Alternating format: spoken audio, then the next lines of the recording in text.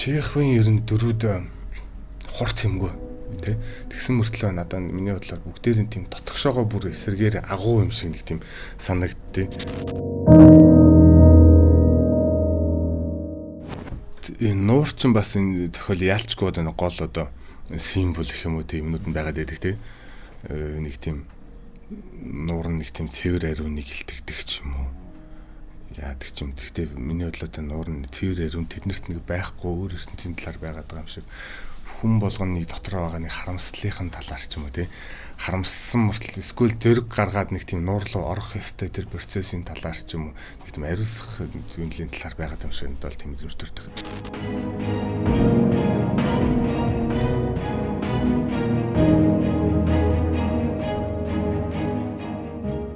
Чеховын текст бол үнэхээр бүр ингээд бүр нэг үгэн дээр нь гацаал баг нэг өдөр ярилцахаар тиймэрхүү сэдвүүттэй байдаг болохоор их сонирхолтой байдаг л да.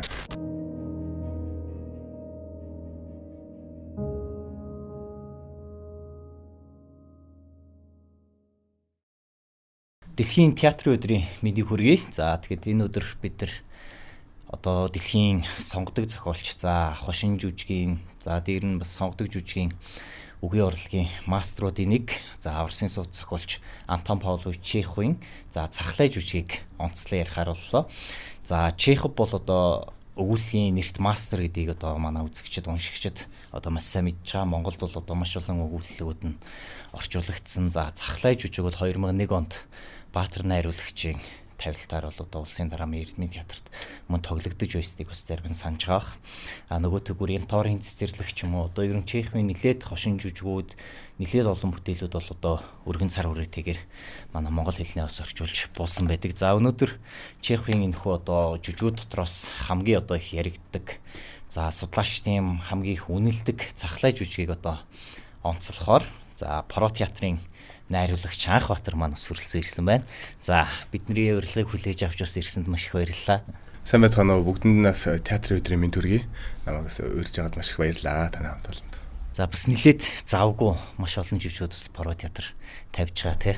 За энэ хаврын нээлттэй бол Түүний буруу гэд Орос найруулагчтай бас хамтарсан жүжигээр мөн эхлүүлсэн. За тэгээд Анхбаатар маань өөрөө бас хойно Оросд бас суралцаж ирсэн. Ер нь Паро театрын уран бүтээлчид Оросд суралцсан байна тий. Тэгээ ер нь бол манай театрын үндсэн гэх юм да. Манай ангийн нэг 5 хүүхэд байгаа. Тий бид нар бүгдээрээ Санкт-Петербургийн театр урлагийн академи гээд тэнцээ 10-аас 14 онд сурчаад тэгээд Оросд нэлээд удаа амьдарсан. Оросд бас дахиж найруулагчаа сураад театрт ажиллаж агаад тэр 21 оноос л бид нар бүгд харьяа явж театраа байгуулъя нэтрэгээл өөртөө юуцсан бага эрсдэхий эхэлжээ гэсэн үднээс л тэгэл одоо хүртэл эхэлсэн чигээрээ л явчих шиг нэр бол тэгэл явчих. Тий эхэлсэн чигээрээ л явчих. Ялч өөрсдийн нөгөө зорж хүссэн юм аа их орондоо ирээд бас хий тэ бүтээ гэж бүгдээрээ бас ирээд хамтраад энэ театрыг байгуулад бас явж байгаа юм тий. За Оросд төгсөхээр харин бас сонгож авсан бидний зүгээс бас онцлох ном маань ч тэр. За энэ хөө ер нь Чеховтай ч гэсэн илүү их танилцаж бас ойр байсан бах, нэлээд уншижсэн байх гэж бодсон л доо. Ер нь Чеховын жүжигүүдтэй тий анх одоо хизээ тий хэрхэн танилцж байв, анх жүжигүүдийн уншаад бас ямархуу мэдрэмж уншигчийн үед тухайн үед бас төрж исэн бэ, тэр талаараа асуулсан.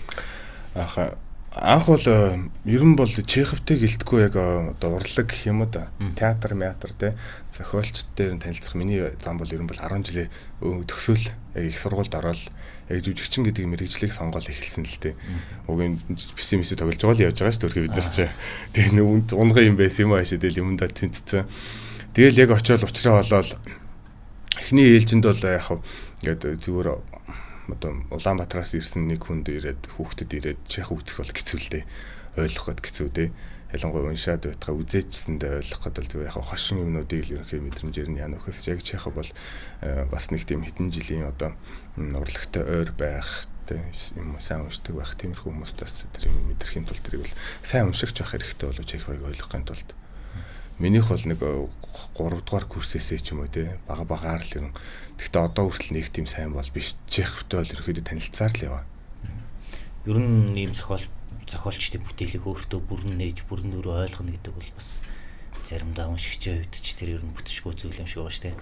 Унших болгонд л дандаа нэг шин юмнууд гарч ирж идэг.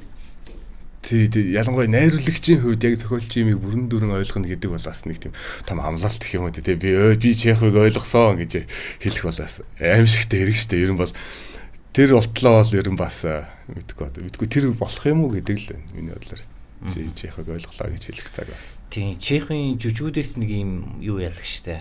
Өрөвч зан чанар айгүй их анзаарэгддэг. Одоо жишээ нь цахлаа жүжигт ирч юм уу те.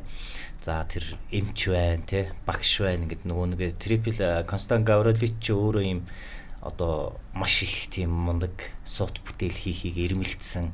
За бараг өмнөх үеийнхээ зарим тэр одоо бүтээлүүдийг ил дол болсон ч гэдэм үү. Тэр байдлаар өөрөө ингээд хоржонтой өгөөддөг. Тэгээд одоо жүжиг эхлэхэд бол Сорины эдлэнд тэр нуурын тэнд одоо ингээд эдлэнд ингээд гадаа бүр театр зассан жүжиг тоглож моглож эхэлж байгаа шүү дээ тийм. Гэтэл яг тэр нэг авьяастай хүний төлөөх эмзэглэлийг бусад дөрөв дээрээ бас айгүй их гаргаж ирдэг. Тэр талаас нь бас та хэрхэн анзаарч байсан? Чеховын ер нь дөрүүд хурц юмгүй тий. Тэгсэн мөртлөө надад миний бодлоор бүгдээр нь тийм дотгошоогоо бүр эсэргээр агуу юм шиг нэг тийм санагдтыг. Тэд нарыг одоо задлахад айгүй их одоо маш их зүйл гарч ирдэг. Ялангуяа Чеховын текстүүд нь өөрөө бас ингээд бүр задлах одоо яг бид нар ч одоо нэг задаргаа хийдэг хүмүүс шүү дээ зохиол дээр задаргаа хийгээд Чеховын текстүүд бол үнэхээр бүр ингээд бүр нэг үхэн дээр нь гацаал баг нэг өдөр ярилцахаар тиймэрхүү сэдвүүдтэй байдаг болохоор их сонирхолтой байдаг л да. Тэгээд дөрүүд нь нэг тийм хурц гэхээсээ илүү нэг тийм хүнлэг гэх юм уу да бүх дөрүүд нь муу дүр гэж байхгүй бүх дүр яг бүр одоо нэг тийм бүр тийм хүчээр зөвтгсөн биш хүчээр юмыг хайсан биш өөртөө бүр тийм ил одоо нэг тийм цайлган нэг хүнлэг юм шиг санагдаад идэв шүү дээ. Өөрсдийнх нь хийж байгаа яг үйлдэлүүд нь яг тийм өөртөө зөвтгөгдсөн юм шиг тий. Энэ хүн заавал одоо яг энийг л хийхгүй л бол өөр вариантгүй юм шиг хүний дөрүүд нь. Одоо чи Тэргорны дөрвэн тий. Тэргорн ч одоо анх тэр Нината уулзч байгаа тэр харилцан ярианы хэсгүүд тэр ингээл маш өөр хүн байж байгаа шүү дээ тий. Гэтэл төгсгөл рүүгээ ингээ баг Нинаг баг ингээ ашиглаад хайцсан юм шиг тэгж гарч ирдэг шээ. Тэгвэл тэр дүрдээ өөрөө хандах гэдэг нь аль нэг буруу тал руу бас хит авч өгөхгүй. Ер нь тэр нэг амьдралын тэнцвэрт байдлыг гаргадаг ч юм уу. Нөгөөтэйгүр Чеховын бас энэ амьдралтай нь бас нэлээд холбогддог. Тэ өөрөө нөгөө тосгонд эмчээр очиж исэн. Тэгээд нөгөө нэг төлбөрийн чадамжгүй хүмүүс нь чинь бүр цалигаасаа өөрөө бүр ингээд бодоод им тариаг нь хийж өгдөг ингээ маш тийм өрөвч хүнлэг сэтгэлтэй хүн байсан талаар бас их намтарт нэг дурдсан байдэн шүү дээ. Миний бол яг Чеховын одоо хамгийн дуртай гэх юм уу да. Одоо жижиг жүжигийн хэсгүүдээс те одоо Медведь Баавгайд айгуу дуртай. Баавгайгийн бол нэлээд хэдэн тавилтыг үзчихсэн. Тэр хүмүүсийн хайр сэтгэл нэг тийм энгийн мөртлөө амар гоё нэг тийм нандин нэг хайрлсан хотлаа юмгүй тэнэгч юм шиг заримдаа Баавгай тэнэгч юм шиг нөгөө хүүхэнчсэндээ тэнэгч юм шиг нэг тийм нэг хайрлсан. Хинчсэндээ эмч гинэ зохиолчсэндээ бол гүдээд яг ингээл уншаад задлахаар амар их задлах юмнууд байгаад ах шиг санагдаад байдсан шүү дээ. Тий, одоо ингээл триплийн дүр бол ерөнхийдөө хамгийн гол нь ингээд тэр нэг суу бэлэгт тий. Тэр зүйлдээ ингээд автаад тэрэндээ одоо ингээд дороочсон хүний ганцаардлын илэрхийлэл ч юм уу одоо янз бүрийн байдлаар л их задлсан байдаг л да цахлаа гол дүрийг бол ер нь онгод хайгаа миний бодлоор яг триплэмөр яг нэг онгод хайгаал тий. Дандаа нэг онгод одоо яг нэг одоо нэг эдэр нас ч юм уу эрэгтэй хүмүүсийн нэг тийм насанд байдаг юм шиг. Тэгээ триплэм бол яг тэр насан дээр очсон. Цаашаа ингээд дандаа хийвэл яг л нөгөө хийсэн юмнуудаа хийчихгээл цаашаа одоо нэг муусаага хайгаал явж байгаа юм шиг надад санагддээ шүү дээ. Тэгээ нэг өөрт нь итгэлгүй бас зан чанар дотор нь бас давхар байгаад байна уу? Өөртөө итгэлгүй юу? Өөртөө итгэлгүй. Эсвэл тэрийг нь одоо эсвэл ийм шазруун зан чанар ч юм. Одоо жишээ нь ээж нь бол ерөөсөө баг хүлээж авах ууш. Ах тэгээ нөгөө жүжиг тоглож байхад нь баг гинийгээ яаж хийх тавихын зааж үг чиний жүжигт те ямар ч сонирхол татхаар зүйл юу ч алга гэд мань үн ч өөрөө уурлаад жүжиг зогсоо гэд театраа буулгах гэж нураа гэж бараг өөрөө яваад өгдөг штэ. Бид нар ч гэсэндээ одоо ингээ нэг тийм хүнд өөрийгөө нотл одоо ингээд нэг тийм зөрөг тий өөртөө итгэлгүй зөрөг дутууч гэх юм уу тий. Гэхдээ уг нь яг хажууд нь өөр хүн байсан бол мэдээж тэр одоо ээжийнхаа тэр хоёрын сөргөлдөөнөөс болол тэр юм гарч байгаа л да тий. Өөр хүн байгаад магадгүй яг тухайн үеийн жүжиг үзүүлэх явцад ээж нь л жишээ нь үзээгүй байсан бол магадгүй бүх хүмүүс одоо чинь алга тушаал браво гэхээрээс байх байсан надад тийг санагддаг байхгүй юу. Бүгд алга тушаал ихэнх нь магадгүй ойлгоогүй ч гэсэн тэг үнэхээр гайхалтай юм шиг санагдал тий. Тухайн үед ээжсэнд ялгаагүй ингээл нэг ойлгомжгүй юм чинь нэг сүртэй миний ойлгоход ухаан хүрхгүй байна гэсэн маягаар ч юм уу сүртэй санагдал. Ээж нь л байхгүй байсан бол яг тухайн үед ч бол айгүй амжилттай байх байсан болов уу. Имч магтаал хэлэнгүүт өөрөө бүр айгүй баярлал усгийн тэрч аваад буйн болдог шүү дээ бас. Нөгөө цус санаа эхлээл гараал Нина тоглоул байж байгаа шүү дээ тий. Тэгэнгүүт сүүлд нь нөгөө нэг цаашаа уг нь үргэлжилсэн бол харамсалтай дуусчлаа тий. Гэхдээ яг ингээд юу хийх гэж байгаа тэр зорилго нь бол байхгүй байна. Нөгөөтэйгөр бол одоо тэр санаа тий өөрийн шинийг сэтгэж байгаа байдал нь тэр бол үнэхээр гайхалтай санагдлаа гэл имч хэлэнгүүт тий манай Гаврилич чинь баярлал тэрч аваад Тэгмэд өөрийнх нөгөө бүтээлийг магтаад сайшаах нэг тийм орон зай бас тэнд байгаад байгаа өөрөө бас тэндээс асар их зориг, урам зориг аваад байгаа юм болов. Тэгэлгүй яах авчил байгаа хальтаа мэдээж авалгүй яах. Гэхдээ өшөвшөө яах хүлээсэн юм нь бүр амар өндөр байгаа гэсэн шүү дээ. Ялангуяа тэр нэг өдрийн тэр юмыг бэлтгэж өчнөө юм сургууль мургуул хийгээл дээ. Өчнөө юм бэлдэж амар их хүлээлтэнд нь хүрээгүй байсан тэр нэг жоохон юмыг л харагдаж байгаа нөрт нь. Тэр чинь нөгөө нэг бүр алс ирээдүүд ингээд жүжиг дээрээ бол хүн амьтан одоо ийм ургамал бүх зүйл одоо мөхцсөн тийм байгаа шүү дээ. Хүн нэгдлийн тэгээд нэг тийм ганцаардл гэдэг зүйл нь бас яг тэр нэг жүжиг хийхэд харгалдаж бас орж ирж гэнэ үү гэдэг. Өөртөө гүнийг гэдэг юм. Хүний зан чанарын тэр талаар бас юу гэж бодож ирсэн бэ? Ганцаардл надад бол хэнийг ажаад ахаар нэг тийм урагшаага тэмүүлсэн нэг тийм өөр юмыг хайсан эсрэгээ бас ээжтэйгээ адилхан нэг тийм алдар нэрд хүрхсэн нэг тийм өөр хувийн мөрөөдөл өөрийнх нь хүсэл мөрөөдөл байгаад байгаа шүү дээ. Яг өөрийнхөө байгаа тий алдартай. Тий Нинадсэн дээр одоо хамгийн гол мөрөөдөл нь байгаад байна тий. Уг Нинагийнх чинь одоо тэр захлаатай хамгийн гол нь холбож яриад байдаг шүү дээ. Нинаг жүжигийн нэрийг бол Нинатай холбож яриад өөрөө тэр амжилтанд хүрэх гэсэн ялангуяа тэр нөх хинд атаархаж байгаа бас айгууд нэг тийм мэдрэгдээд байдаг шүү дээ. Өөрийг нь хүн дутуу үнэлээд ялангуяа ээж хажуугийн хамгийн гол ингээд ээж нь нөгөө нэг үнэлэмж байхгүйгаас л нэг тийм дандаа нотлох гэж дайраад байгаа юм шиг юмыг жүжиг одоо энэ хамгийн гол тэр зөрчил болж байгаа дүр ер нь аль нь вэ? Тэргээр нь эсвэл манай гол баатар өөрөө юу та ер нь юу гэж боддог вэ? Би жишээ нь жүжигээс Нинагийн тухай байх гэсэн болов.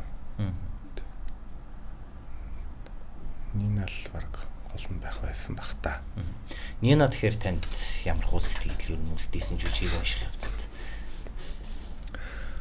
Нинагийн дүрийг та бас өөрөө тэгээд хэрхэн харж ийн гэдэг асуулт бас гарч ирж штэ. Магадгүй жоохон өөдггүй те. Магадгүй жоохон өөдггүй амиа хичээсэн. Тэгтээ нэг тийм өөрийнхөө хүсэл мөрөөдлийн төлөө тухайн үед харж байгаа зам нь л тэр байгаа штэ. Өөр хүнтэй нийлээд өөрхийн нөгөөтг нь хинж тоохгүй хинж үзэхгүй байж байгаа тийм хүнтэй байгаад өөрийнхөө гарцыг л эмэгтэй хүн ялангуяа тухайн үеийн эмэгтэй хүний одоо нэг тийм юу мэдрэгдээд байдаг шүү дээ. Одоо гендерийн гэх юм да. Тийм суултал тий. Заавал хин нэгний тусламж хайдаг. Заавал хин нэгнээс нэг тийм хүн түшиг болохт хүний тус хайж идэг. Тэр хүний бол яг нөгөөдгөөс олоод тэрийгээ дагаал яваад байгаа. Хүсэл мөрөөдлийнхөө төлөө гэрээс ээжсэндээ яваал тий. Бүх юм зөвлөслөл явж байгаа. Нинагийн тухай байх гэсэн баха ер нь жүжиг бол. Тэнд нэг нуур байгаад дээ тий. Тэр нуурын бэлгэдлийг ер нь юу гэж боддог байсан бэ? Дараа нь тэгэл Нина ингээл нуурынхаа эрхт хийгээл тэр нуурыг бас нэг хараа сууж ах. Тэгээ тэргээр нь ч бас нэг дунд нь явхтаа тэр чи 2 жилийн өмнө нэг явж байгаа шүү дээ тий. 3 4 бүлгийн хооронд 2 жилийн зай авсан өнгөрчихөж байгаа тий. Тэгээ тэр явхтаа энэ нуур үнэхээр үзэсгэлэнтэй юу хараал баймаар гэл тэр нэг нуурлуу дутагдах сэтгэл ч юм уу нэг дөрүүдийн бас нэг тийм элементүүд бас сөрх яваад байдаг шүү дээ. Энэ нуур ч бас энэ зохиол яалчгүй одоо гол одоо символ гэх юм уу тийм юмнууд нь байгаад байдаг тий. Нэг тийм нуур нэг тийм цэвэр ариуныг илтгэдэг ч юм уу. Яадаг ч юм. Гэхдээ миний бодлоо нуур нь цэвэр ариун тэднэрт нэг байхгүй өөр ертөнцийн талаар байгаад байгаа юм шиг. Хүн болгоны дотор байгаа нэг харамслалын талаар ч юм уу тий. Харамссан мөртлөө эсвэл зөрг гаргаад нэг тийм нуур руу орох ёстой тэр процессын талаар ч юм уу нэг тийм ариусгах зүйлийн талаар байгаад юм шиг надад тийм мэдрэмж төрдөг. Яг энэ зохиолд ирэх нуур бол театр доторх театр гэдэг байгаа шүү дээ. Тэгээ магад одоо тэр нөгөө нэг театрын сүлд ирээд Нина нөгөө нэг хэлж байгаа шүү дээ. Тэр билет. Тэгэнгүүт ингээд тэр театр маань байна уу гэж бодсон чинь те хിവэрээ бас байж гэнэ гэд нилээд бас нөгөө хуучирсан мөртлөө театр нь бас хിവэрээ тэнд нөгөө хадгалагдаж үлдэж байгаа те. Тэрийг бас тав шигт юу гэж бодож ирсэн. Ямар мэдрэмж төрж ирсэн. Хамгийн эхлэл гарсан театр яг ингээд жүжиг төгсөх тэр одоо баг сүүлчийн уулзалтын мөчөд дахиад нөгөө нэг театр маань дурсагдаа яваад. Тэр бол надаа яг нэг тийм одоо яг жиг нэг хүсэл мөрөөдлийн юм ингээ хугарна гэж байдаг шүү дээ. Хугараад одоо травма олно ч гэх юм уу. Тэрийг хураах ч хүчгүй тий. Ойртох ч одоо нэг тийм зөрөггүй байгаа юм шиг. Тэрийг одоо нэг тийм өнгөрсөн дурсамжийн сэрэгдэх ч юм тэрнлүүг ойртож чадахгүй тэр театр руу нэг тийм айгаад байгаа юм шиг ботож юу. Бүртгэлэн тэр хүнийг одоо жишээ нь тэр хүсэл мөрөдлийн үг хийсэн ч юм уу.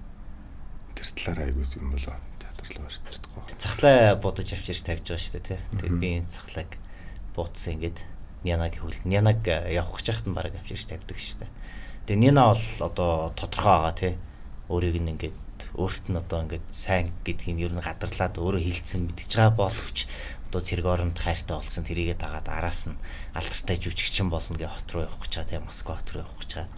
Яг тэр үед нь будулсан цахлаа гарч ирдэ шүү дээ. Дараа нь тэргоор нь өөрөө тэр чинь аж ахуйн дамлалтаа нөгөө нэг юу чихмэл хийчээрээ гэж үлдээснээ хүртэл санахгүй мартцсан байдаг. Дараа нь тэрийг нөгөө будулсан цахлааг нь чихмэл болгоод тавьсан ч байдаг шүү дээ. Тэгээ жүжиг маань өөрөө цахлаа гэдэг бас нэртэй.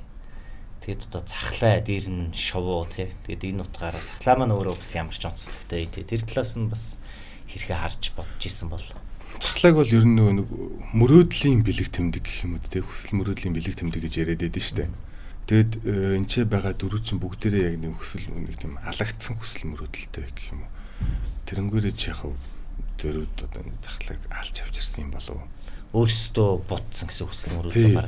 Өөрсдөө ч хэн нэгэн ч дандаа нэг тийм хүсэл мөрөөдөл бүх одоо яг энэ зохиол дээр байгаа дөрүүд нь бүгдээр нэг тийм мөрөөдөлтэй тэр мөрөөдөл нь хүрч чадахгүй тий. Тэр мөрөөдөл нь дандаа нэг тийм хаалттай алагдсан мөрөөдлүүд ч юм уу. Тиймэрхүү байдлаар энэ цахлааг бол илэрхийлсэн баха. Миний бодлоор бол. Тийм. Тэгээд тэр хүсэл мөрөөдөлтөд хүрэх зам нь ялч юм нэг нийгмийн аж байдлаас гэхээс илүүтэй хувь хүний өөрийнх нь тэр нэг сэтгэл зүйн онцлогуудаас шалтгаалаад тийшээгээ одоо хүрэх зам мухардаг ч юм уу. Тиймэрхүү байдлаар илүүтэй чих юу бас төрсөлсэй болоо. Тэг хичнээн одоо хүсэл мөрөөдөл байгаад бас нэг авиас гэж юм байгаа тийм байхгүй бод энэ бол ямар ч авиасгүй байгаа тийм шүү дээ. Өөрхий хүн хичээгээд авиас байхгүй. Тэгэхээр хүн мөрөөдөх хэрэгтэй. Тэр хоёрын юм болоо. Эсвэл эсэргээрээ бүр мөрөөдөл нь авиасгүй бол мөрөөдөл чинь үхмэлээ гэж яаж байгаа юм уу? Хоёрд бол утга агуулгадаад байна тий бас. Нэгэн бодлын. Тэгээ уншигчийн мэдрэмжт ер нь тэгээд нэг юм хоёр талын зан чанарыг агуулгах ч юм уу. Зоосны хоёр тал шиг тийм байх нь өөрөө уран зохиолын бас асуулт үлдээдэг тэр бас нэг мөн чанарын онцлог баг тий. Уран зохиол гэлтгүй тий. Жүжиг дээр хүртэл бид нэр аль болох ерөнхийдөө яг нэг утга барихыг ер нь хичээхгүй. Яг нэг утга барайл яг энэ бол иймээ гэж хэлэхээсээ илүү нэг тийм эмгэл ч юм уу те дараа нь дараа ч юм уу. Ялангуяа чихвийн зохиол одоо энэ бүхэл юмнууд нь текстүүд нь дандаа тийм подтексттэй те гаднаа нэг үг хэлж байгаа ч гэсэн цаанаа дандаа өөр утга агуулгаж идэг. Дөрүүд нь одоо яг жүжигэн дээр бол яг үндсэн одоо зөрчлүүд гэх юм уу те ялангуяа захлаа дээр тийм юмнууд нь дандаа тийм кулисны цаана болж идэг. Тайзан дээр яг үндсэн зөрчлүүд нь болж байдгүй те дандаа бүгдээрээ нэг тийм кулисны цаана хэлж байгаа текстүүд нь дандаа нэг тийм подтексттэй цаа дутах санаатай. Тэрнгүүрээ бас айгүй халтартай. Баха. 1896 онд ах одоо цахлаа хэвлэгч гарсан гэдэг тий. Рускай милгээд мислгээд сэтгүүлд хэвлэгч гарч ирсэн. Тэгээ тухайн оныхаа 10 сард бас Санкт-Петербургийн тий Аркадиан театр лөө Александрийн театр тий Александрийн театрт одоо тавьж ирсэн гэдэг шүү дээ. Тэр тавилтыг нь бас та хожим нь үзчихсэн гэсэн тий. Тэр тавилтыг үзсэн тэр сэтгэлээсээ бас хуваалцвал жүжигийн үед. Яг тэр бол яг тэр тавилт бол биш. Зүгээр яг захлааг л чайкаг л зүгээр яг өөр тавилтаар. Гол нь нөгөө нэг тэр театрт. Тэг яг тэр театрт бол угийн Санктын одоо хамгийн том театр нөгөө Александринский театр байхгүй юу? Эзэн хааны театр гэдэг нь. Тин чи манай багш өөрөө Григорны дүр тогложсэн. Яг тухайн үед бол үнийг хэлэхэд оюутан хүүхэд бол яг тийм бидний хичээлийн хуваар бол ерөнхийдөө нэг тийм өглөө 9-өөс оройн 11 хүртэл яг бүр цэвэр ингээ арвсааны даваа хуваартай байдгаас нь. Тэгэл дундуур нь жүжиг үзэл Чехов үзнэ гэж очиж тогтлол тэгэл хөрхий ойлгохгүй л байгаа юм л да. Хичээгээд Чехов үзэхэд бол Чеховын ерөн жүжиг үзэхэд намайг уншихад хүн заавал бэлтгэлтэй байх хэрэгтэй. Тэрнээс шууд ирээл нэг болцтой зүйл бол биш. Гэхдээ тэрнийхээ хэмжээгээр мэдээж кайфтай байдаг те. Дараа нь тэгэл Чеховыг задлах мадлах гэдэг бол цэвэр кайф. Төгсгөл сүүлд бас бид нэр юуны талаар ярих хэрэгтэй болов бид нэр сүүлд Чеховын Эгч дүү 3 гэдэг зохиол дээр лаборатори болсон юм. Бара театр дээр Андрей Пачин гэдэг найруулагч ирээд бид нэр Эгч дүү 3-ыг бас нэлээд задлж ярилцсан л да. Тэр хүний хэлж байгаагаар бол Чехов бол яг бүр ингээд за энэ бол Чехов тий яг Чеховын тавилт бол ийм байх хэвээр энэ бол амар хүнд хэцүү одоо тий нэг тийм юм бол байх ёсгүй. Чехов бол хүн болгонд үгийн дотор нь Чехов байх хэвээр бид нар бол өөрсдөө өөрсдөө доторх Чеховыг гаргая гээл бид нар яг Эгч дүү 3 дээр бол яг өөрсдийнхөө Чеховыг хайж байгаа байхгүй юу. Тэнгүүт Эгч дүү 3 дээр одоо Москва би Москва ямаар хочу Москва гэж Москва явъя гэдэг байгаа шүү дээ. Тэнгүүт бид нарын яг одоо тэр явахыг хүсээд байгаа тэр газар маань юу байсан бэ гэхээр Санкт Петербургээс аахгүй юу. Тэгээд тэрийг бид нар хочу Питер явмаар байна гэд тэр сэдвэрээ хийсэн. Тэнгүүт тэгэл яг тэнгүүч яг жинхэнэ өөрийнхөө доторх одоо тэр Чеховыг ч гэдэг олж байгаа байхгүй юу. Яг тэгэл яг олонгоч яг жинхэнэ кайфын гарч ирээл Санкт гээл төсөөлөл яг дөрүүдийнх нь оронд өөрсдөө тавиал тэнгүүч нь бүр ингээл яг дуунуудаа өртөлтэй яг тухайн үед оюутан цагийнхаа дуунуудыг тавиал нээлттэй утга учиргүй Чеховыг яг тухайн үеийн бидний одоо үзүүлсэн юмыг үтсэн бол хин ч хараад энэ одоо ямар ч аимшигтэй Чехов үед Чех юм бол ийм байх ёсгүй гэж одоо хэлж чадахгүй. Тэгсэн мөртлөө яг хараад одоо Чеховын тийм сонгодог классик юм бол биш. Утга учиргүй зүгээр ингээл цэцэг шүртэг ус мустай би бороо оруулаад ингээл яваал те. Ямар тийм Чехови одоо чинь одоо яаж политотэй ч хүн байхгүй, палачтай ч хүн байхгүй зүгээр бүгдээрээ энгийн хувцастайгаа. Тэнгүүд өөрсдийнхөө Чеховыг хайсан айгуу гоё хийсэн.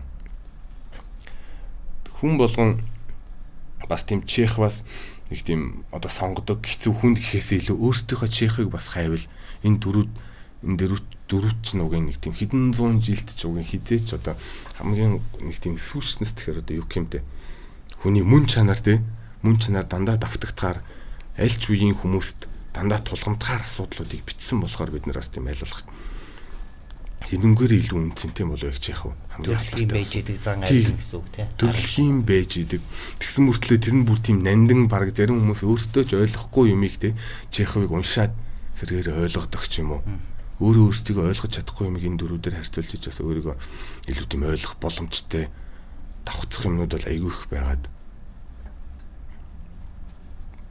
тэр нь бол үнэхээр үнцэнтэй Чехов хувьд бол миний одоо Чехов бол жижиг үйл явдал өнгөрөөд нэг 2 жилийн дараа болчихж байгаа шүү дээ тийм. Тэгээд тэр Плевиг нэгэл ханслаг сонирмон дээр бисрэг өгүүлэн хөвлөгдөл.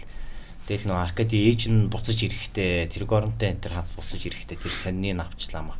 Тэргорон ч өөрөө бас магтад загта тэгсэн мөртлөө бүтээлүүдийг нэг ч уншдаггүй гэл дараа нөгөө нэг хүзэр тоглоо сууж явахдаа нарийн болгож ярьж байгаа шүү дээ. Хүүхээ би их бүтээлийг нугасаа уншаагүй.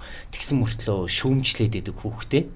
Тэ тэгэнгүүт бас нөгөө тал дээр ингээд сооронч тэр тэ авахын сооронч тэр нианач тэр ингээд уулзахтаа нэг тийм бисрэг өгүүлэхийн санаанууд гэл нэг хилээд байдаг. Өөрийнхөө яг нэг бодит амьдралыг одоо зовлон шаналлаа тоочж байгаа шүү дээ. Тэгвэл энэ дээр нэг бисрэг өгүүлэхийн санаа гэл хэлж өгöd байдаг. Тэдгээрийг бас та яг хэрэг хүлээж авч ирсэн бэ. Одоо тэгээд тэр бодит амьдралын түүхээс санаа аваад манай зохиолч өөрөө бас нэг юм бичгэнэ шүү дээ, тийм санаануудаас үргэлжид хэлж өгдөг. Гол дүрийн хувьд бол өөрөө бараг тэрийг тоохгүй л дээ. Тэг нэг тийм хоржоонууд тэгээд яг нэг юм амьдрал дээр нэг байдаг тийм өгөөнүүдийг бас аюу уран шигтгсэн байдаг л да. Тэр бараг тус болохоос усуулж байгаа тий. Ер нь бол ямар ч яг тэрийг бараг юусоо хэрэгсгэж хөө. Тий зүгээр тэр бол зүгээр яг ээжийн хувьд бол тус болохоос яг нэг юм өөрийнхөө л өөрхий өөрийнхөө л үзэл бодлыг гаргаад өөрийгөө л ерөнхийдөө аль болох өөрийгөө л магтуулж гал өөрөө л нэг тийм хүмүүсийн анхааралд байх гэдэг байх хүсэлтэй хүн шүү дээ. Насаараа яг тийм хүний одоо чинь баг идэж ч юм уу те хүү бол зааг болоод байгаа юм хаана би чинь хүсэл тэмүүлэлтэн ч юм уу эсвэл зааг болох нь чааш ээж нь нэг тийм зүгээр одоо чинь зүгээр хоол идэж байгаа юм шиг л тэр хүүхдээ идэл багаар нь идэл имтлээл те хүүхдэнцэндээ яг энэ насаараа тэрнээсээ гарах цугтах тийм хүсэл байхгүй. Үнийг хэлэхэд тэгэл цугтаал дураар юм хийж болно нэстэ. Ямар ч тийм хүсэл байхгүй яг энэ амьдралаасаа тийм тассан юмдаа л заавал тэр хүнийг нэг барж иж цаашаа бусдыг барах юм шиг. Тэрэн дээр яг тийм таны хэлдгэрээ саад болоод тэрний саадыг давах гал хичээгээд байгаа тийм. Тэр саадыг уг миний бодлоор тийм тойрол гарчмаар тийм харьцахгүй байгаа л өөртөө шигээ явал харин тэгсэн цагт ээж нь шал өөр хандлагатай ч байх байсан юм билүү. Илүү өөрөөр хүүгээ үнэлээд тэр зоригийнхэн төлөө илүү уран бүтээлт нь одоо триплевик авч үлдэх ч юм уу тэр хэрэгтэй ч юм уу. Тийм үгийн хүү баг ээжээсээ би одоо хүүгийн оронд байсан бол өөртөө шигээ явал карьераа тусдаа өөр газар эхлүүлээл ээжтэйгээ тийм ямар нэг юмд хүрчээ дараа нь ээжтэйг харьцсан бол ээж нь шал өөрөөр хүлээж авах байсан ч юм лөө. Тэгэхээр жүжигт дүр босгоно гэдэг бас өөрөө маш нарийн асуудал байна тий. Хэдий терапевт хийх боломжтой ч юм уу одоо ингэж харлаач гэсэн нөгөө талдаа хүлээсээ байгаа шүү дээ. Нина гэдэг хайр дурлал хүлээсээ байна. За магадгүй бас нөгөө нэг ээжигээ ойлгож хүлээж авахгүй бол өөр тэр хоёр ч бас авахаас өөр хинч байхгүй ч гэдэм юм. Тэнгүүт Аркадигийн дүүргийн гүтэл өөрөө бас нэг тийм би бол хувцлалтаараа бол хэнийгч дагуулахгүй гэдэг шүү дээ. Тэгэхээр бас нэг жүжиглэлт нь бас тий өөрөө тэр хүүг хэдий ингэж алдартай жүжигчин хүүгээ дорд үзэж шингэж байгаа боловч тий цаана бас ээжийн дүрс нэг ямар нэгэн байдлаар Чехов уран өгөө бас орсон л гэсэн үг л баг л та. Чеховын эмэгтэй дөрүүд нь нэг тийм гацаатай тий дандаа нэг тийм өглөгч гэсэн тий тэгээд өөртөө тэр гацаан дандаа нэг тийм өөртөө байж идэг өөрөөсөндөө нэг гацаа тавьж идэг өөрлөгөөл өнгөж иж тэрийг харна тий. Гэтэл яг зарим дөрүүд нэг бусдаас хайгаад идэм шүү тэрийг гацаагаа. Яг бусдаас хайсан ч гэсэндээ тэгэл өөрөөсөө л тэр чинь ерөөдөө өөрөө л бусдыг гэж үнэлж байгаа шүү дээ. Нэг тийм дандаа шийдвэр хийдэггүй хүмүүс байгаад байдаг шүү дээ. Чеховын дүрд нь миний одоо сүлдээ ихч дүү 3 дээр хүртэлтэй тэр 3 ямар ч шийдвэр гаргахгүй яг тийм байгаа байдалтай бүгдээрээ тасан зохицолыг нүүх юм чинь амар гоё уян галдаг драмалдаг тийм хүүхнүүд юм шиг санагддаг шүү дээ. Ер нь жүжигийн зохиолд одоо тэр драматург ч юм уу өрнж байгаа үйл явдлын тэр дарааллын дагуу дүрээ босгоно гэдэг маань өөрөө бас ямархуу процесс, ямархуу хүнд ажил байт юм болоо. Та бол одоо илүү сайн мэдэх бах тэ энэ талаар өөрөө хийж бүтээж яваа, мэдээж суралцаж яваа гэсэн тэ.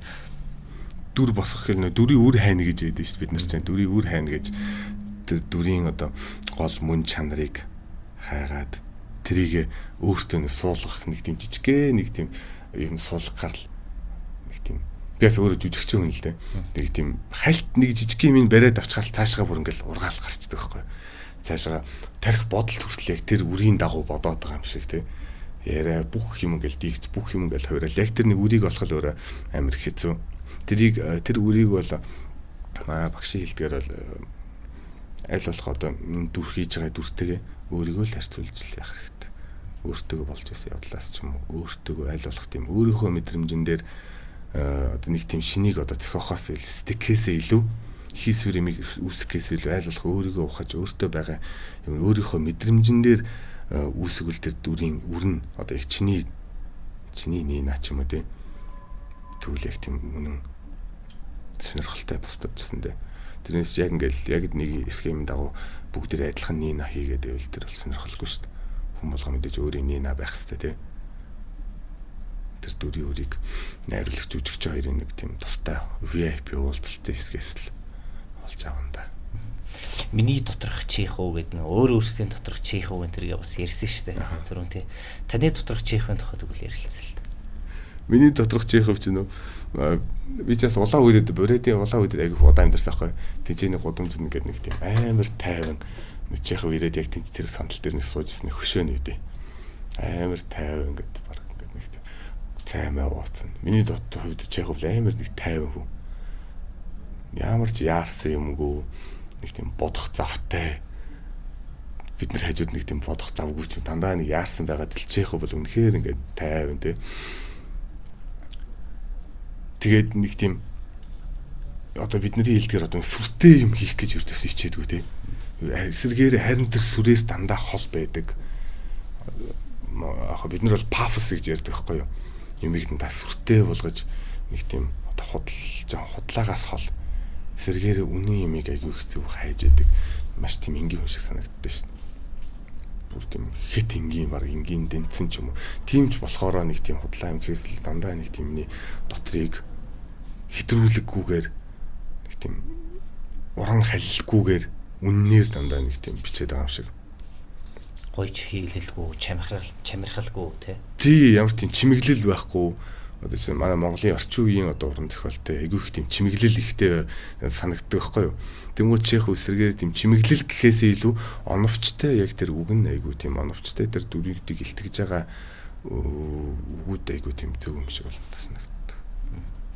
Ерөнхийдөө Чеховын цахлаа жүжигийн одоо жүжигийн зохиол эзлэх байр суурь ч юм уу. За мэдээж жүжигийн зохиол одоо бичиж байгаа, бичгийг хүсдэг ч юм уу хүүхдүүдэд өгөх энэ цахлаа жүжигийн гол зүйл нь яг юу гэдэг вэ? Та эндээс бас хичээлийн үеэр Чеховыг уншиж цахлаа жүжиг тий уншиж судалж байхдаа бас юуг олж авч ирсэн бэ энэ номоос? Яг одоо мэрэгжлийн үүднээс бол би бол яг Чеховтэй бол одоохондоо бол ойртох. Яг өөрийгөө үнэлж байгаа үнэлэмж маань бол арай болоог байгаа. Би нэг 37 8 ч юм уу тий 40 хүрчээд ч юм уу Чеховтэй үгүй яалчгүй явхаар ч ингээл ухаан суугаад арай өөрөөр болно шүү дээ. Нэг тэрийгэ хүлээгээл ирэхэд байгаа. Тэгээ би бол яг өөрөө бол Чеховтэй тийм задлж бол ажиллахдаа одоо бол бэлэн биш өөрийгөө бэлэн биш гэж үзэж байгаа. Яг жүжигчний хувьар яг хин нэгэнд итгээд бол ажиллахад бол бэлэн. Тийм ч болохоор би оюутнууд бол Чеховын талаар бол нэг би өөрөөс багшилдаг л да. Яг Чеховын талаар бол сэдв бол өгдөггүй. Бид нар л Чехов бол задалдаггүй. Яг та өөрөө суралцж явах хугацаанд ямар мэдрэмж авч ирсэн? Юуг нь олзуурах гэсэн л гэж аахгүй. Суралцж явах хугацаанд бол бүр надад аим шигтэй хол байсан Чехов бол. Бүр нэг тийм дээд оргилч гэх юм уу тий. Одоо тэгсэн чи тэрлүүгээ багаар одоо заримдаа нэг санаанд хальт нэг жижигэн нэг санаанд багтааж байгаа юм шиг. Хизээ нэгэн цагт одоо бүр эсвэл айгүй их тийм маас төгөлдөр гэж үжигч бас чайкандаас сахцахлаа дуртай байхгүй. Тэгэл хоёулаа тавийл да гэл нэг удаа ярьжсэн мэт. Орсоор чайка гэдэг тий. Чайка гэдэг тий. Тэгэл ерөөдөө багаар ерөн бол Чехов руу дөхчл яваа. Чехов бол яг зохиолчдын хувьд миний хувьд бол Хьюго Чехов хоёр юм болоо. Тэгээд Маркес 2 3 яг тийм топ 3 гэвэл би бол яг энэ 3 зохиолчийг л хэлэхээр. Франц Колумборс гэл явах нь шүү дээ тий. Карл Гарсиа Маркес тэгээд Хьюго тэгээд Чехов. Одоо яг за юу яллаа эсвэл бүр одоо цахлаа гэдэг шуу бол уснаас ингээд нэг олзоо шүрдэг штэ тий. Тэр шиг бас зүгээр яг анх зүгээр энэ цахлаа жүжиг уншаад тэрнээс хамгийн их ингээд ваа гэд гоё төрж исэн мэдрэмж ч юм уу тэндээс нэг олсон шүрсэн ихний олзоос юу исэн бэ? Анх тэр нөгөө нэг хиний Нинагийн уншдаг шүлгийг утгыг өгнө олох гэж их яажсэн штэ. Нөгөөс лебеди энэ тэр баах амьтдтэй тэрийг тэгээд хэсэг зурлаа ер нь бол олж чадаагүй. Жүжигх нь монолог ойлгоогүй тий. Одоо ч үнийг хэлэхэд яг тэр монологыг бол ойлгодоггүй. Тэрийг бол одоо яг тийм хэлэн 40 хүрчээд ойлгоно гэж өөрийгөө найдаа. Тэр ойлгоогүй зүйл маань бас гоё олж авсан. Тий. Гоё мэдрэмж байсан. Ааха. Тэр чинь нэг тийм Чеховчаас өөрөө нэг баг зэрэг ер нь бол баг абсурд зохиолч тий. Абсурд яг бол нэг тийм реалист бол биш ерөнхийдөө абсурд талтай. Тэгээд бүр эсэргээр илүүтэй неореализм ч гэж магадгүй. Ялангуяа цахлаг комеди гэхэд ялангуяа одоо тэгтээ траги комеди гэдэг болсон билээ шүү дээ. За хамгийн сүүлд Түүний буруу гэд жүжиг бас үзэгчдэд хүргэсэн. За Орос найруулагчтай хамтран бас ажилласан тий. За одоо сүүлчийн бороо гэд бас жүжигээ дахиад хоёр дахь улирлын тоглолт гэж хэлэх үү. Үзэгчдэд бас хүрэхээр бэлтгэж байгаа тий. Яагаад ерөнхийдөө энэ Оросд мэдээж сурсан ч гэсэн яагаад ингэж илүүтэй бас Орос зохиолууд руу ингэж хандаж Оросын тэр сонгодог залуу үеийн ч юм уу уран бүтээлчдийн жүжигүүдийг бас нийтэд хүргэх болоод байна. Энд бас нэг шалтгаан байгаа хэ тий. дотн л доо яалтчгүй тийм дотн байдаг. Тэгээ уран бүтээл ялангуяа бид нэр одоо тийм бид нар ч про театр, хувийн театр тий бид нар тхинч цаанаас нь та нар битий ингэж хэлэх хүн байхгүй шүү дээ. Бид нар ч одоохондоо л яг дураараа л хөлөөрөл дэрхчлөөтэйгэл хамгийн гол нь сэдв бидний хувьд бол тийм сэдв одоо өөрсдийнхөө нэг театрын хувьд бол яг энэ сэдвийн талаар ярмаар байна гэсэн зүйлсэл ер айгүй их тийм тэрэндээ таарсан зохиолыг ч юм уу те ер хайхыг бол хичээдэг тавихыг сүүлчийн бороо бол яалцгүй тийм дийлөвийн сэдв бол биднэрт нэг хэрэгтэй юм шиг Монголд санагдаад байсан л да. Заавал энэ сэдв дутагдаад байгаа юм шиг түүний буруу дээр хүртэл яг өсвөр насны хүүхдүүдийн асуудал тийм үнэхээр дуурах одоо ёстой сэдв юм шиг. Бид нэр одоо угийн тэгж л яг иймэрхүү жүжигэр дээр дамжуулж л одоо бид нэр нийгэмд ч юм уу те хэлэх гэсэн санаагаа чадах зүйлээ л хийж шít. Бид нэр одоо жагсахаа миний хувьд бол гадаагаараа жагсахаас илүү яг жүжигээ сэдвээ зөв бариад тэрний хадлаа дэмтгэл одоо миний яг гол үүрэг ч юм болоо те энэ нийгмийн одоо мэдгүй үнэхээр театр хийж байгаа хүн юм болоод ямар нэг утга учиртай л театр хийж байгаа байлгүй те зүгээр л нэг өөрийнхөө зугаа гаргах гэж мөнгө олох гэж бол биш. Тэгэхээр одоо сэдвэл зөв бариад яг хэлэх гэсэн санаагаа үгээ театраар дамжуулж жүжигээр дамжуулж хүний тархинд гэхээс илүү яг тийм сэтгэлтэн зүрхэнд нь ч юм уу мэдрүүлэх нь л чухал юм шиг санагддаг ш бидний театр хийж байгаа гол зорилго бол. Жүжигийн ер нь зохиол гэж айгүй бас ярьдаг шүү дээ. Одоо мэдээж жүжигийн зохиол авахгүй бол театр бас өөрөө бас тий хэцүү шүү дээ тий. Аливаа юм болгон л тэр их хэлтэйгээ тухай одоо үндэс суурь тий зохиолтой цаасан дээр буусан тэр бүтээлтэй л харгалж идэг баг. Тэр жүжигийн зохиолын тухайд ер нь хэрхэн ханддаг вэ? Илүүтэй хамгийн чухал нь бас юу гэдэг юм бол театрт. Би бас театр яг тийм жүжигийн зохиолын талаар бас мэдлэг жоохон муу л да. Сэдв санаа хамгийн гол нь яг сэдв санаа л таарах хэрэгтэй. Бидний одоо яг ямарваа зохиол миний бодлоор тий гол миний хэлэх гэсэн тэр санаа л байх хэрэгтэй. Миний хэсэг тэр хүсэл мөрөөдөл хүсэл байх хэрэгтэй. Энэ зохиолоор дамжуулж илтгэе гэсэн тэрнээс яг одоо чинь шууд энийг тавьгээл яг зохиол аваад явах бол хэцүү. Заавал тэр юмыг хайгаал ингээл хүчээр тийм тавих тий. Тэрнээс яг тийм өөрийнхөө хүсэлт хэлэх гэсэн сэдвээ бариад сэдвэл одоо чинь олон ямар ч жүжигэн дээр Чехов дээр шиг одоо энэ захлаа дээр өчнөө сэдв байгаа шүү дээ. Хамгийн гол нь сэдвээ зөв сонгох юм бол бид нар дараагийн гол дүр нь хий юм бэ дараа нь энэ сэдвийг илэрхийлж байгаа гол дүрүүд нь хиний сэдв хөөгөөд явах юм бол бид нар илүү их тийм анх уламжтай өргөн юм шиг надад санагддаг л да. Тэр нь паро театрын хамгийн бусдаас одоо тэр аливаа нэг хүнд ч юм уу аливаа хамт олонд аливаа урлагч юм ингээд нэг ялгарх гэж онцлог өгдөг шүү дээ. За тэр нь магадгүй өөрийнх нь маш сайн хийж татсан бусдаас онцлог тэр нэг ур чадвар ч юм уу аливаа нэг зүйлүүд байгаа шүү дээ шалтгааллах. Тэгэхээр паро театрын бусдад одоо энэ хувийн театрууд маш олон гарч байна. За хошуу урлагийн ч юм уу жүжигчдэд илүүтэй бас солид өөргөнтэй жүжиг мүжиг тоглох ч юм уу ийм үйлдэлүүд бас нилээдгүй дэлгэрч яа үзэгчд бас илүүтэй бас театрын руугаа зорддог болцгоосон байна, бүгд уншдаг болсон байна тий. Тэгээ энэ үед паро театрын бусдаас ялгарх тэр гол онцлог хэв шинжийг бас энэ өөрсдийнхөө чөлөөтэй байхаас гадна бас ур чадварынхаа хувьд хэрхэн боддог вэ? Ур чадварынхаа хувьд мэдээж өөрсдөө ихтэй байж ижил тэр жүжигийг тавьж хүмүүс тасалбараа зарж үзүүлж байгаа шүү дээ тий. Бид нар чинь хүүхэлдэйн театрын жүжигч мэрэгчлээ. Хүүхэлдэйн театрын найруулагч мэрэгчлээ. Бидний хувьд бол тайз гэдэг бол өөрөө хүүхэлтэй нэг тийм харж байгаа өнцөг маань жоохон яг хүүхэлтэй жоохон энгийн талбай ч юм уу те эсвэл тэнэг талбай ч юм уу. Гэхдээ тэнэг байх нь илүү биднэрт юм тэнэг байхаар надад илүү зугаатай байдаг. Магадгүй илүү ухаантай байдаг. Жоохон тийм нөгөө талаас нь харахаар тэгээ хүүхэлтэйтэй холбооч тийм мунхаг байх нь тийм илүү хөөрдөм тэнэг хөөрхөн ухаантай юм шиг магадгүй тэрний үнэн зөвөн тэнцээ байгаа юм шиг. Тэгээ ялангуяа тайзны шийдлүүд дээ шүү дээ бидний дандаа тийм миний хувьд бол тийм нэг хүүхэлтэй тайзыг чинь нэг хүүхэлтэй гэж аваал тэ та яг тэр хүүхэлтэйгээ аль бол тэрийг ажилуулахын тулд л байдаг л да яг тийм хоосон байхгүй тэрийг яг зөвхөн ингээд байшин байлгахаас илүү хүүхэлтэйгээ заавал хөл гарна хөдөлдөг ч юм уу заавал ажилтдаг байлгах гал тэгээд бас нэг зүйл нь хүүхэлтэй чинь одоо хүний хувьд нэг тийм шийдэл хайхтай ямар альва нэг сценийг харахтай шийдлийг нь яг нэг тийм одоо тайзны тавилт ч юм уу тэр шийдлийг нь олоход нэг тийм аягүй их цаг зарцуулдаг тэр зөв тайзны хилэмжийг нь зөв заруулчих юм бол цаашгаа яг цаашгаа ингээл өнхрөөл явчих юм шиг санагддаг болохоор тэрэн дээр бол бид нэр аягүй их анхаарал хандуулдаг. Хөгжмийн онцлог байна те жүжигийн хөгжим. За хөгжмүүд гол нь амьд байдаг. За тэгэд хөгжмийн маань одоо тоглож байгаа тэр мэрэгчлэтнүүд ч юм уу те жүжигийнхээ бас нэг дүр болоод хувираад байдаг. Тийм онцлогийг би бас анх про театр дээрээс харж ирсэн байхгүй. Тэр талаараа бас дүр гэхээсээ илүү яг про театрын ихэнх жүжигэнд бол дандаа нэг тийм дүр гэхээс илүү дандаа өгүүлэгч гэж бид хөгжмөд амьд байгаа даа тий.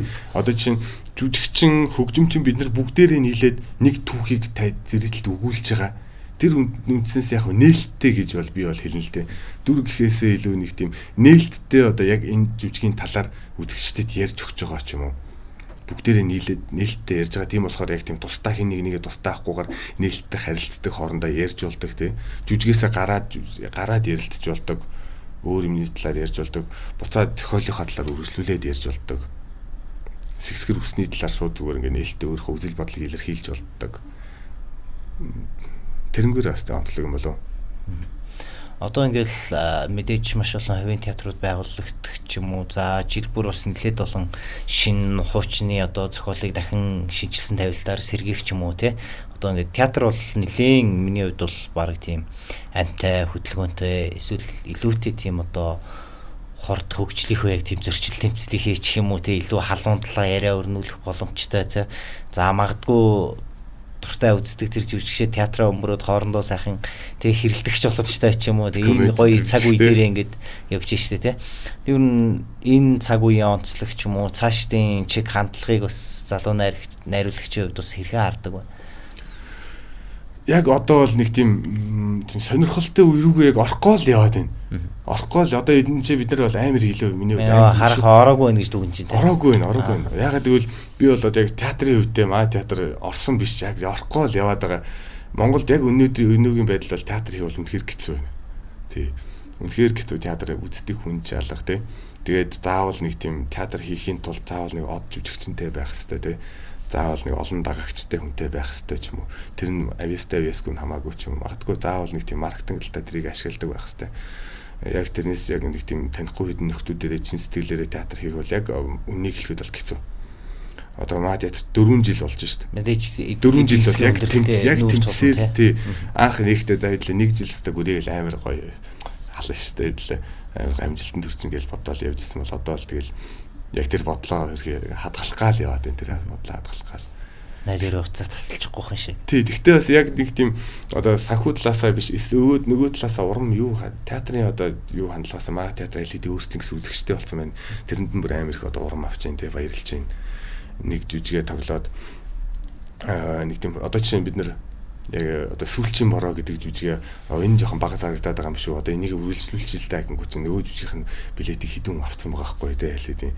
Үүр дараа чинь одоо 4 сарын хитэн тоглох жүжигч зарим нэг хүн билетийг нь авцсан ч гэсэн. Тэгвэл бид нарыг үздэг LED-ийн хитэн үзэгчтэй болсон тэднэр нь бид нарт аймаг урам өгөл амар баяртай байгаа.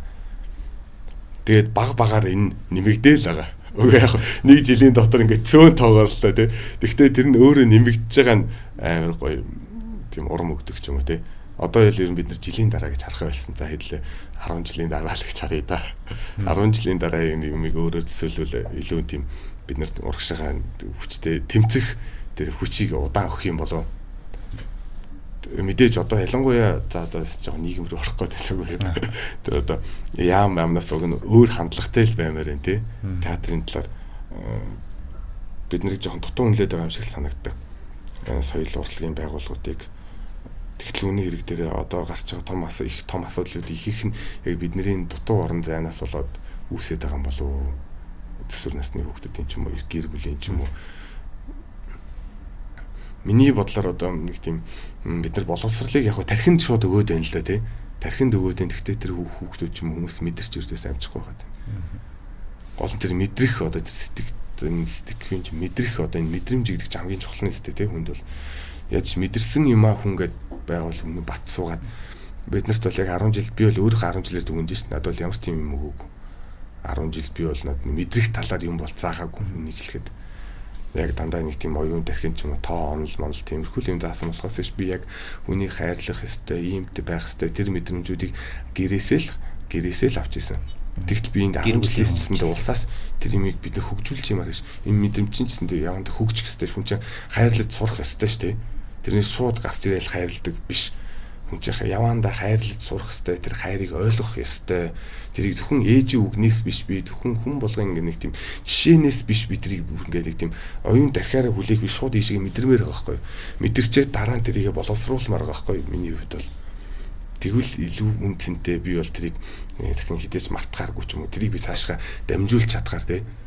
Тэр схем нь явахгүй яг дан тархиар дамжуулж ийшээ орох гол тэр нь яриа ихтэй байгаа юм шиг надад санагдаад байна.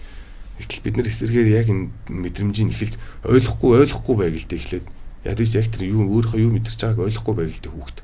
Яваандаа ойлгоод ирнэ шүү дээ. Тэгэх юм бол илүү тэр зүүн цэнтэй юм шиг санагдчихна л да.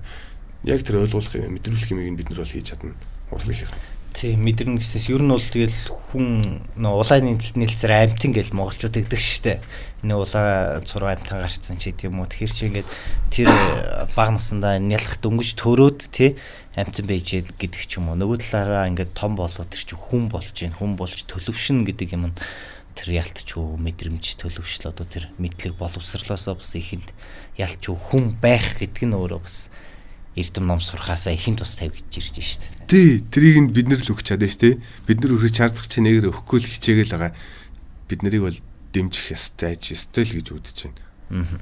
За, юу хамгийн гол нь юу гэдэг штэ бас нэг театрын одоо найруулагч бүрд байдаг нэг хүсэл байдаг штэ. За, энэ зохиолоор би нэг ирээдүйн юм жүжиг тавина гэж олон жил тэрийг хадгалаад явдаг ч юм уу. Тим зүйл байдаг. Тэгээд танд тийм тайзан дээр гаргахыг тавихыг тий хүсдэг тийм зохиол бүтээл бас яг юу вэ онцлоод хэлв. Марксийн 100 жилийн ганцаардл. Тэгтээ тэр миний яг одоогийн зөвлөж байгаа нэг тийм 2-3 ангит жүжигч юм уу. Яг нэг хувааж 3 ангит жүжиг мүжиг байхаар үгүй нэг дүүгийн яач батсан багтахааргүй байгаа байхгүй юу. Тэгэхээр эхлээд хүүхнүүдийн талаар ч гэдэм үү дараа нь залуучуудын талаар ч гэдэм үү дараа нэг төгсгөлийн тухай ч юм нэг тийм 3 ангитай жүжиг байгаа ч юм уу нэг уйлралтай яг нэг нь нээдэг ч юм уу нэг тийм бол аяар тийм хүсэл мөрөөдөл юм уу да. Энэ бол миний мөрөөдөл юм да. Маркс их нь. Ялангуяа Маркс нэг бид нар ч нэг айгүйх нэг образ гэх юм одоо илдв нэг бэлэг одоо тэмдэгтэй айгүйх ажилдаг. Тэр талаараа Маркс бол үнэхээр нэг тийм бидний бол дэт юм шиг санагддаг юм миний хувьд бол. Символизм тий символизм л та яг бүр ингээд нэг тийм үнэхээр бүр ингээд тэр символ дунд нь ингээд бүр тийм мүлчих юм үнэхээр ихтэй бүр баг нэг дүр нь аваад нэг бүтэн жүжиг хангалттай тий бүтэн илүү одоо илүү юм зохиохгүйгээр зөвхөн Марксийн бичсэнгээр л баг хангалттай нэг жүжиг гаргахаас хүн нэг дүр үзсэн цэцгэл хэдэн дүрүүд байгаа лээ урсуулаа гэхэл хэдэн урсуулаа хэдэн одоо ургийн мод гэл яг тэр жүжигээс тэр зохиолоос надад бүр өчнөө тийм салаас олон жүжиг санаанд ороод байдаг байхгүй юу тэгэхээр тийм мэдээж тэгэл шид реализм гээл нөгөө сайхар ямад цагаан даавн дээр суугаад нисээ явчихдаг ч жах шиг тэр нь нэг амар нэг хэвийн төвшөнд реалист төвшөнд гоё зүгээр уншигдаг ч юм уу тий байж болонгүй гинтийн гараад ирж гинт цагаан даавн дээр суугаад хүн нисээ тэр нөө хойд дайруулаад явчихж байгаа юм л та тэрийг тэрж дүрслэх ч юм уу за тэгээд тэр чинь Макандогийн тусганы юу тэгээд Аврила Бондигийн нөгөө амьдрал явахаар чи 9 шидийн болно л доо нөгөө цэргийн дайнд оролцсон юу алтан загснууд энэ төр ихээр тий ялцгүй миний хувьд бол үнэхээр оргил гийдэ Марксыг яг 100 жилийн ганцаардлыг бол хэлнэ. За хоёлаа онцлон жүжигийн зохиол руу эргээд хаантахад ерөнхийдөө би бас төгсгөлд нь танаас нэг зүйлийг асууя гэж бодож байна. Константин Гаврилович сүүл нь ярина өөрийгөө яагаад бодчих юм бол? Одоо хэлээ идүүлсэн гээ ирсэн шүү дээ тий. Идсэн нь болоод ирсэн гэдэг. Хинд ч өөргөөгөө бүр хинд ч хэрэггүйгээр тэр мэдрэх шантрах тийм цуцхын л тийм амьдрах биш гол нь нэг тийм тэр хүн чинь нэг уран бүтээлч хүн цаашгаа юм төөрөх хүсэлтэй байгаад байгаа шүү дээ. Гол нь тэр хүсэл нь үнэхээр одоо нэг тийм хөглөгдөхгүй тэр одоо нэг тийм онгод нь үгүйгээс л үйл явдал дээр бол Нина төвлөлдөж хийж гойсон чинь өгнөрөөгөө явчихж байгаа шүү дээ.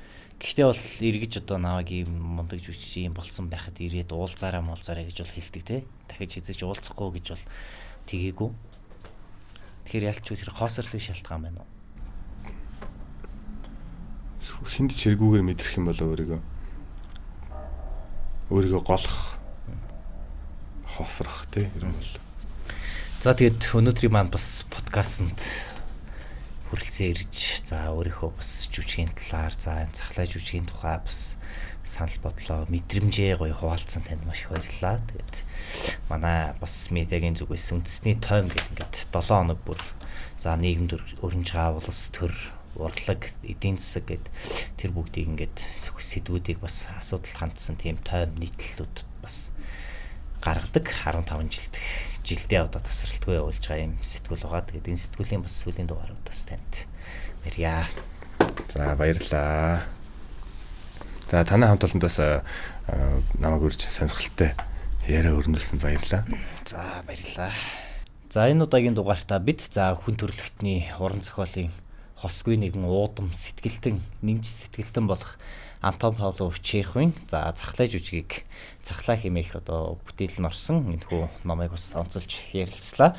За тэр л нэмж уудам сэтгэлээрээ бас хүмүүсийн сэтгэл зүйг, амьдралын ирээн барааныг, хоржоон зугаатай байдлыг, уйтгар ганцаардлыг сүлдүүлэн бичсэн өгүүлэг жүжигүүдээр алдартай Антон Павлов Чехов дэлхийн театрын өдрийн бас дурсах нэгэн зохиолч маань нэг байлаа. Ингээд дараагийн дугаараар уулзлаа. Түр баярлалаа.